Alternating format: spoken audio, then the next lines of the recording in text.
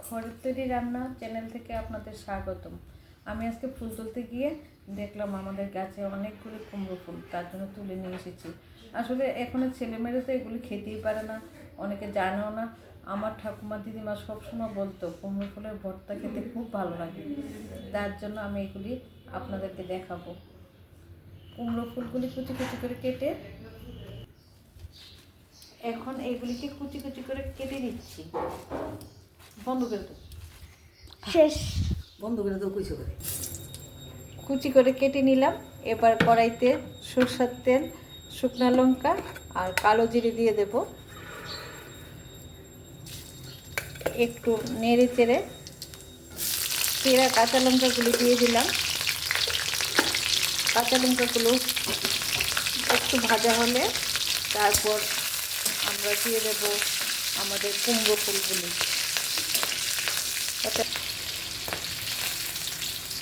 এবার দিলাম কুমড়ো ফুলগুলি।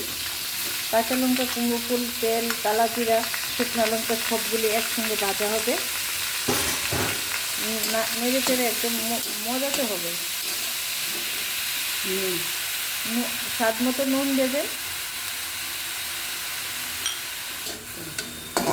এগুলো মজে গেলে তারপর মাঝখানটায় এগুলি সরিয়ে মাঝখানে একটু সরষে বাটা দিয়ে দেবেন। সরষে বাটাটার মধ্যে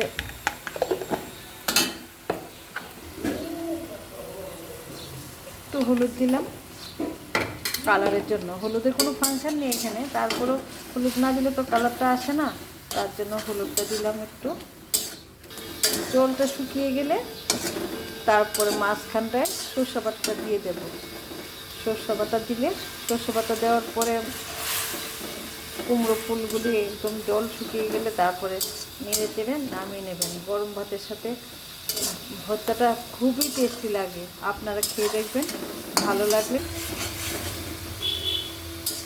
জলটা শুকাচ্ছে না, তার জন্য একটু দেরি হচ্ছে। জলটা শুকাচ্ছে আস্তে আস্তে। এবার জলটা শুকিয়ে গেছে, আমি সরষে বাটাটা দিয়ে দিলাম। সরষে বাটাটা দিয়ে ভালো করে নেড়ে চেড়ে একটু একটু ভাজা ভাজা হলে নামিয়ে ফেলবো। এবার আমার ভর্তাটা রেডি হয়ে গেছে, জলও শুকিয়ে গেছে। এবার তুলে নিলাম একটা প্লেটে।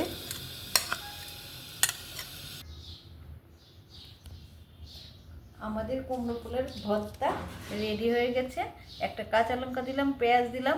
তোমরা গরম ভাতের সাথে খাও আর কমেন্টে বলবে কেমন হয়েছে।